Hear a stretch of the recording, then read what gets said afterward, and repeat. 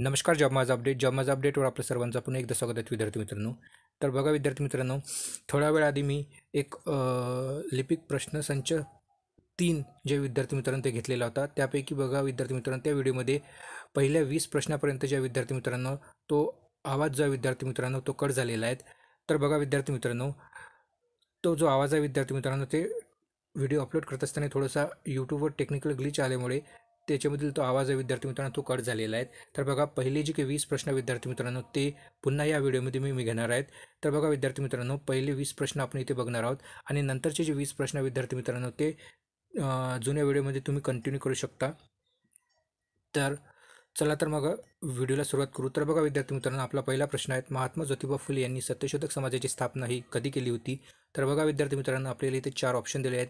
यापैकी ऑप्शन क्रमांक 3 हे आपलं बरोबर उत्तर असेल. 1873 या वर्षी ज्या विद्यार्थी मित्रांनो सत्यशोधक समाजाची स्थापना ज्या विद्यार्थी मित्रांनो ही महात्मा ज्योतिबा फुले यांनी केलेली होती.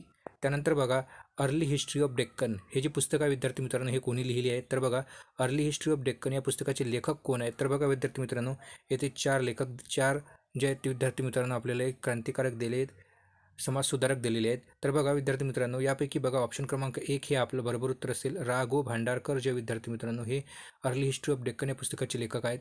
त्यानंतर बघा प्रश्न क्रमांक 3, महात्मा गांधीजीच्या नेतृत्वात छोडो भारत आंदोलन हे कधी झाले? तर बघा विद्यार्थी मित्रांनो, महात्मा गांधीजींनी जे विद्यार्थी मित्रांनो छोडो भारत आंदोलन केलं होतं ते कधी? तर बघा विद्यार्थी मित्रांनो, 1942 या वर्षी विद्यार्थी मित्रांनो छोडो भारत हे आंदोलन झालेलं होतं भारतामध्ये. हे जे की महात्मा गांधीजी यांच्या नेतृत्वाखाली झाले होतं. त्यानंतर बघा प्रश्न क्रमांक 4 आहेत, 1764 या साली बक्सरचे युद्ध इंग्रजांनी कोणामध्ये झाले? तर बघा विद्यार्थी मित्रांनो, इथे 4 जे आहेत विद्यार्थी मित्रांनो हे शासक दिले आहेत. यापैकी एका जणासोबत मित्रांनो 1764 या वर्षी बक्सरचं युद्ध झालं. तर बघा याचं बरोबर उत्तर काय असेल? तर ऑप्शन क्रमांक 3 शुजा उद्दौला. तर बघा 1764 या वर्षी विद्यार्थी मित्रांनो बक्सरचं युद्ध हे इंग्रज आणि शुजा उद्दौला यांच्यात झालं होतं.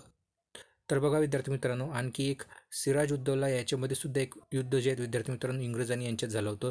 ते म्हणजे कोणतं? तर प्लासीचं जे युद्ध आहे विद्यार्थी मित्रांनो, तर प्लासीचं जे युद्ध आहे ते इंग्रज आणि सिराजुद्दौला याच्यामध्ये झालेलं होतं.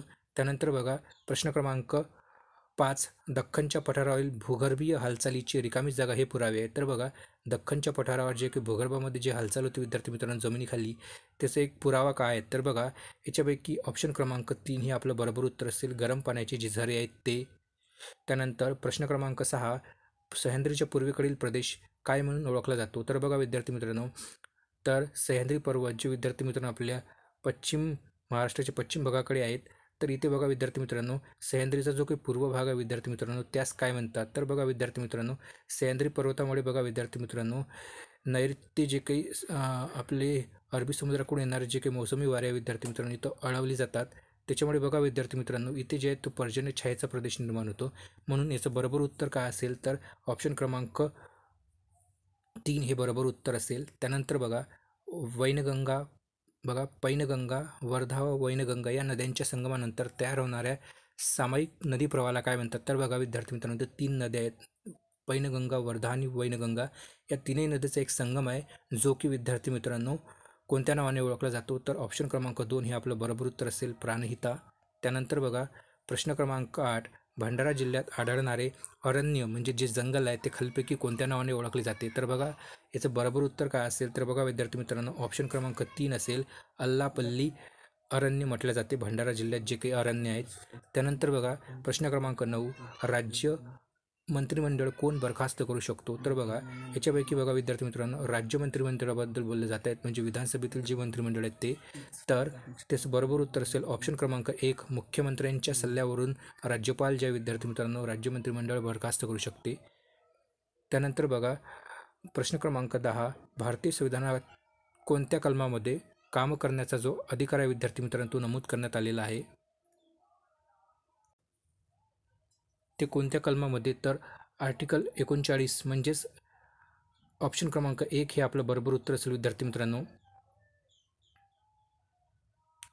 त्यानंतर बघा प्रश्न क्रमांक 11, राज्य धोरणाच्या मार्गदर्शक तत्वापैकी म्हणजेच जे DPSP आहे खालीलपैकी कोणते हे गांधीवादी तत्व आहे? तर बघा राज्य धोरणाची मार्गदर्शक तत्वे विद्यार्थी मित्रांनो हे जे काही भाग जो आहे विद्यार्थी मित्रांनो आपला संसदेतील भाग 5 जे आहे, सॉरी विद्यार्थी मित्रांनो भाग 4च्या अंतर्गत भाग 4 तर संविधानातील जे भाग 4 आहे विद्यार्थी मित्रांनो, यामध्ये मार्गदर्शक तत्वाबाबत माहिती देण्यात आलेली आहे. आणि यामध्ये आर्टिकल जे आहे विद्यार्थी मित्रांनो 36 पासून तर 51 पर्यंत जे आर्टिकल आहे हे सर्व राज्य धोरणाच्या मार्गदर्शक तत्वाबाबत आहेत.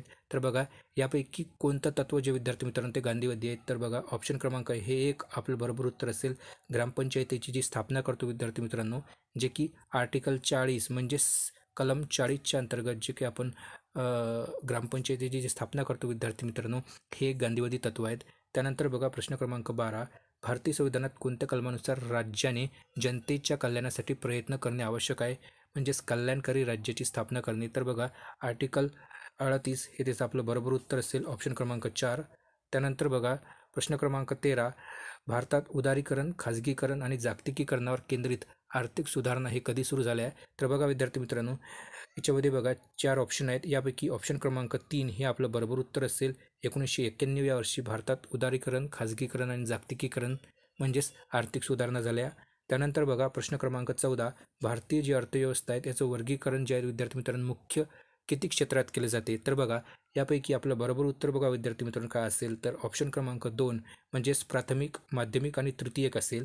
बघा विद्यार्थी मित्रांनो माध्यमिकला काही ठिकाणी द्वितीयकसुद्धा म्हटलं जाते, म्हणून तुम्ही हे सुद्धा लक्षात ठेवा द्वितीयक, कारण परीक्षेमध्ये जास्त करून द्वितीयक विचारलं जाते. तर बघा प्राथमिक, माध्यमिक आणि तृतीयक किंवा यालाच आपण द्वितीयक म्हणू शकतो. त्यानंतर बघा विद्यार्थी मित्रांनो प्रश्न क्रमांक 15, ग्रामीण विकास प्रामुख्याने खालील लोकांचे जीवनमान सुधारण्यावर लक्ष केंद्रित करतो. तर बघा कोणत्या, तर बघा विद्यार्थी मित्रांनो बघा इथं प्रश्नामध्ये दिला की ग्रामीण विकास म्हणजेच काय असेल, तर ग्रामीण लोकसंख्या जे आहेत त्याच्यावर. त्यानंतर बघा प्रश्न क्रमांक 16, ग्रामीण बिगर कृषी जे रोजगार आहे विद्यार्थी मित्रांनो शी संबंधित जे काही व्यवहार हे जे आहेत विद्यार्थी मित्रांनो रोजगाराच्या संधी ह्यामध्ये कोणत्या संधी येतात. तर बघा तर याच्यामध्ये आपलं बरोबर उत्तर जे असेल ते ऑप्शन क्रमांक 2 असेल. ग्रामीण बिगर कृषी रोजगारामध्ये खालील गोष्टी संबंधित नोकऱ्याचा समावेश असतो. ते कोणत्या प्रकारच्या, तर त्या विणकाम, हस्तकला आणि दुग्ध व्यवसायासारख्या हे ग्रामीण बिगर कृषी रोजगार आहेत. त्यानंतर बघा प्रश्न क्रमांक 17, एक होल्ट बघा इथं 1 व्होल्ट भागेला 1 अँपियर दिला आहे. तर बघा विद्यार्थी मित्रांनो हा एक आपला सायन्सचा प्रश्न आहे. 1 व्होल्ट, तर बघा विद्यार्थी मित्रांनो व्होल्ट हे जे एकक आहेत ते विभवांतराचे एकक आहेत, विभवांतराचे. आणि जे अँपियर आहे विद्यार्थी मित्रांनो ते धारा म्हणजे जे काही आपली करंट असते इलेक्ट्रिक करंट त्याची युनिट आहेत. तर बघा विद्यार्थी मित्रांनो याचं एकत्र जे युनिट आहे विद्यार्थी मित्रांनो हे युनिट जे विद्यार्थी मित्रांनो ते रोधाचं असते. रोधाचं जे युनिट आहे रोधाचं जे आहे विद्यार्थी मित्रांनो ते विभवांतर भागेला धारा असते. म्हणजेच आपण व्ही भागेला आय घेऊ शकतो. व्ही म्हणजे व्होल्टेज, आय म्हणजे विद्यार्थी मित्रांनो जे की ॲम्पियरमध्ये जे काही आपण हे आहेत धारा आहेत त्याला आपण आयने डिनोट करतो. त्यानंतर रोध जे विद्यार्थी मित्रांनो ते ओहम या चिन्हाने दर्शवला जाते. तर बघा याचं जे युनिट असेल विद्यार्थी मित्रांनो 1 ओहम असेल, म्हणून याचं बरोबर उत्तर असेल ऑप्शन क्रमांक 1 ओहम. त्यानंतर बघा सोनार तंत्रज्ञान नेव्हिगेशनसाठी ध्वनी ऊर्जेचा वापर करते. म्हणजे नेव्हिगेशनसाठी जे सोनार टेक्निक आहे विद्यार्थी मित्रांनो टेक्नॉलॉजी हे ध्वनी ऊर्जेचा वापर करते. हे विशेषतः पाण्याखालील वातावरणात सोनार या संक्षिप्त रूपाचा जो अर्थ काय आहे, तर बघा विद्यार्थी मित्रांनो सोनार हा जो शब्द आहे याचं आपल्याला पूर्ण रूप सांगायचं आहे. तर बघा याचं काय असेल, तर सोनार जे विद्यार्थी मित्रांनो ह्याच्यामध्ये हे आहेत साऊंड नेव्हिगेशन अँड रेंजिंग हे त्याचं पूर्ण रूप आहे. तर याच्यापैकी बघा विद्यार्थी मित्रांनो ऑप्शन क्रमांक हे 1 आपलं बरोबर उत्तर असेल. तिथं ध्वनी जे आहेत विद्यार्थी मित्रांनो हे साऊंड आहेत, ध्वनी नेव्हिगेशन आणि रेंजिंग, म्हणून ऑप्शन 1 हे आपलं बरोबर उत्तर असेल. त्यानंतर बघा प्रश्न क्रमांक 19, अन्न प्रक्रियेमध्ये वापरल्या जाणाऱ्या खालीलपैकी कोणत्या प्रक्रियेमुळे हानिकारक सूक्ष्मजीव नष्ट होतात. तर बघा कोणती जी प्रक्रिया विद्यार्थी मित्रांनो अन्न प्रक्रियेमध्ये त्याच्यामुळे जे काही हानिकारक जे सूक्ष्मजीव असतात म्हणजे जे काही बॅक्टेरिया असतात जे हानिकारक ते नष्ट होतात. तर याचं बरोबर उत्तर असेल ऑप्शन क्रमांक 2 पाश्चरायझेशन प्रोसेस असते. त्यानंतर बघा प्रश्न क्रमांक 20, नवजात बालकांना जन्माच्या वेळी जी की BCGची लस दिली जाते त्या BCGचं पूर्ण रूप काय. तर बघा विद्यार्थी मित्रांनो याचं बरोबर उत्तर असेल ऑप्शन क्रमांक 3 बॅसिलस कॅलमेट ग्वेरिन. हे विद्यार्थी मित्रांनो BCG लसचं जे विद्यार्थी मित्रांनो पूर्ण रूप आहेत. कधी कधी बघा विद्यार्थी मित्रांनो BCG यामध्ये पूर्ण रूप न विचारता काय केलं जाते की मधातल्या सीचं रूप बरेचदा विचारलं जाते विद्यार्थी मित्रांनो की BCG लसमध्ये मधातील जे काही सी आहे याचं पूर्ण रूप काय असेल किंवा सी म्हणजे काय आहेत असं विचारलं जाते. तर बघा त्याचं जे काही नाव आहेत विद्यार्थी मित्र ते आहे कॅलमेट आहेत विद्यार्थी मित्रांनो. हे कॅलमेट तुम्ही लक्षात ठेवू शकता कॅलमेट म्हणून. आणि जीसाठी गुएरिन विचारलं जाऊ शकतं.